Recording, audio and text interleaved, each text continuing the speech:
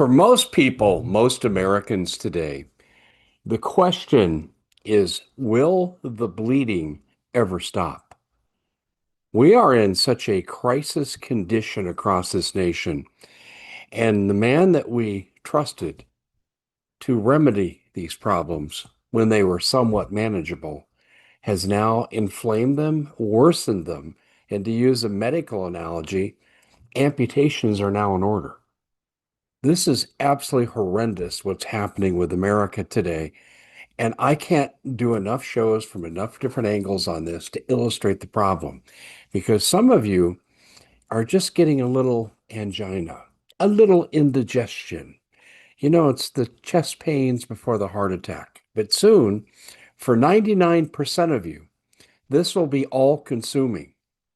Oh, the 1% are doing great. They control over 50% of the wealth. They're fine. And they'll remain fine at your expense. And that's what this piece is all about. What's the expense? What's the bleeding that the American people are going through? And it's unprecedented. It's worse than the Depression when you factor in the variability of distribution of wealth. I'm Dave Hodges. This is the Common Sense Show. We are the show that is freeing America one enslaved mind at a time. And you hear me say this a lot, an awful lot. You hear me say that we need food, water, guns, gold, ammo, natural medicine, and tools to survive what's coming. Now, I don't advocate for violence, but self-defense is certainly biblically permissible, and we are entering very dangerous times. And I want to show you one thing that you can focus on now while you still can. While you still can, and that's getting storable food from My Patriot Supply. Let me just go through a few things right here so we make sure we're on the same page. 2,000 calories per day is what they give you. Okay, if you don't, you're going to start to deteriorate in a hostile environment. You have a variety of meals to avoid what we call food boredom, and it's a real killer because after a while you'll habituate to the food and stop eating. Thirdly, come in durable, portable packaging that survives floods, rodents, and time. And this goes with the 25-year shelf life that this food is designed to maintain. Quick and easy to cook. Just add water and heat, even over a camp stove or a fire. And some of it you don't even need to heat. Store, easily stored. You have your bug out parts that you can take with you on a moment's notice. And it tastes good. And here's what's not on my list, but this is something I've talked about before. You don't get a second chance. So you got to get the right food at the right time because these crises, it's typical. You'll go to bed on Friday and you'll wake up Monday to an economic disaster or worse. So you need to be prepped ahead of time. It's not something you react to. It's something that you're prepared for. And what we have here is, first of all, if your food's ever destroyed in a natural disaster, there's insurance for you. That's right. There's a warranty. That's just an awesome situation. They have specials, and the food is cheaper than it is in the grocery store. And the way things are going, and you'll see from this report today, this is a godsend. This is why, you haven't heard from me for a while talking about storable food. The need is here, and the need is today. You need to move on this now. Go to preparewithdave.com. That's preparewithdave.com. Well, let's just look at some facts and figures with the economy. And we've hit this from different angles, and this is yet another angle. First of all, we have a $1.2 trillion credit card debt. Okay? The average person couldn't pay off their credit card in 20 years. The average debt is $6,700 annually. In 2024, the last year we have figures for, Americans paid $160 billion in credit card interest. And this is what's weird. I remember being younger, 20s, 30s, It wasn't healthy to be in debt. We accepted home mortgages and maybe a car payment, but that was all it was supposed to be. Live within your means. Now, I'm not shifting blame to the people for the most part. There's irresponsible spending, lack of preparation, people who don't work hard enough. That's all true. But we're talking largely about people that have done everything right according to the rules they were raised by. And now we've had a shift in attitude. Just to survive, we've changed our attitudes on debt. 20 years ago, less than 15% of us thought debt was okay, other than home mortgage and car payment. Today, that number has reached 50%. Debt has been normalized in our psyche. So, although we're being majorly ripped off by the banks and the credit card companies associated with the banks, we have normalized the process and they escape our wrath. And our wrath comes in the form of forcing our politicians to do something about it, which we don't. So the abuse of the average American continues. Student loans paying an average interest rate of 17%. Now, here's what they really do to get you. These people are just evil, evil. Oh, you don't have to pay. They don't give you any fine print on this. You don't have to pay while you're in college. So an average person takes 5.5, 6 years to get through a 4-year program.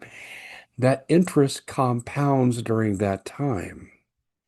So now your debt grows exponentially, and they are laughing at you all the way to the bank. There are people right now, as I've researched this, that won't pay off their student loan debts for average universities until the 2040s or the 2050s. This is, I just shake my head that we haven't analyzed this fully.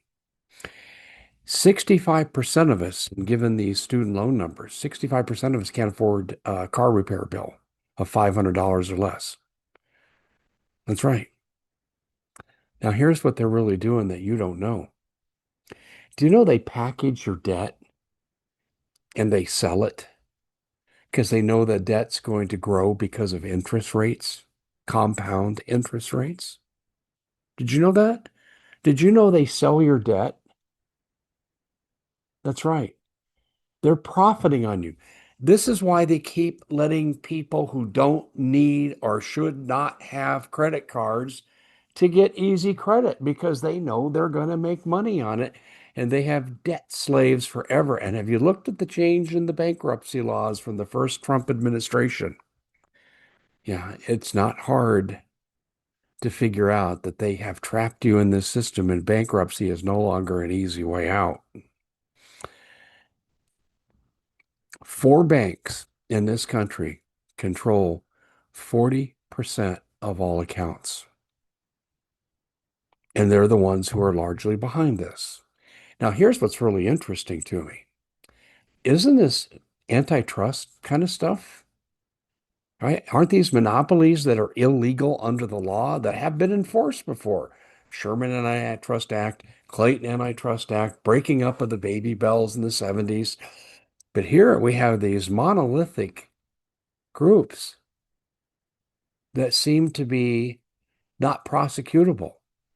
But what's bad is you're not taught about this. The mainstream media that's controlled by many of these interests do not report on this. And so it's not in your wheelhouse. You're not aware of why you're hurting. JP Morgan, Wells Fargo, B of A, and Citibank, Citigroup is the official name. Those are the 4 banks that own you. This is feudalism. Trap you in debt forever. It's like the guy that lived on the feudal manor in the Middle Ages, right? He would raise the food and give it to the king, and he would give a pittance back, and basically it was starvation wages. The serf at least got enough calories to eat and had a roof over their head. Today, we can't afford the roof over our head. So we've talked about with housing. The housing market is priced out of the average person's ability to fund a mortgage. The rent is horrific. And who's benefiting from this? And to get the food, well, we got to run the credit cards up. And then you're in debt slavery forever. A feudal serf is better off or was better off than an average American consumer in the middle class today, which is disappearing. Let me give you the numbers on that. In 1971, 61% of America lived in a middle class home. Today, it's 50%. And at the rate we're going in 10 years, that number will be about 35%. When we talk about the elimination of the middle class, it's not just an expression. It's not a banner phrase. It's an accurate description of what's happening to this country. Yet the middle class, in quotes now, they're the backbone of labor that makes these people wealthy. This is why people like Mondami get elected. But here's the problem. They want socialism. And if you learned anything in history, I hope you learned this reality. When you look at the 20th century, it was socialist regimes that murdered hundreds of millions of its own citizens. That's not the answer. Because if a state raises taxes like Mondami, they just move to another state. Go to Florida. There's no state income tax. You see, Mondami won't look at the plight of the person and ask what would help them. He hates the wealthy, so he goes after them. That's why he hung out towards, what was it, outside of Ken Griffin's home, protesting his wealth. They hate the wealthy, but they refuse to help the people. See, the answer is stabilize the economy, not have debt, and provide an environment that encourages job growth. But socialists are incapable of that paradigm. It doesn't fit into what they do. And unfortunately, over half the college students today, 56% of them, think socialism is the answer. They know people are hurting. They know the American dream is dead, but they think socialism, redistributing the wealth, is the answer. The rich will never let their wealth be redistributed. Why? Because they control the people that make the laws. It's that simple. What's the answer here? What do you think the answer is? Leave a comment. I want to see what you think the answers are. I'm going to do a part 2 on this. And what I want you to do is to look at this and say, is there anything that we can do? And if you give me the Mondami answers, I'll just politely chuckle to myself and move on. And I won't insult you because I do want your opinion and I respect your freedom of speech. But that's not the answer. What is the answer? Thought about that? By the way, do you think the people who you elect to represent your interest, do you think they share your economic concerns? Are they eating ramen noodles every day? I just dropped one hint of many. I'm Dave Hodges, talking to a suffering America that's fed up and they've had it. And we better start finding peaceful solutions to the problems because things are about to get really ugly. And one of my fears is not getting caught in the crossfire. Thanks for joining us.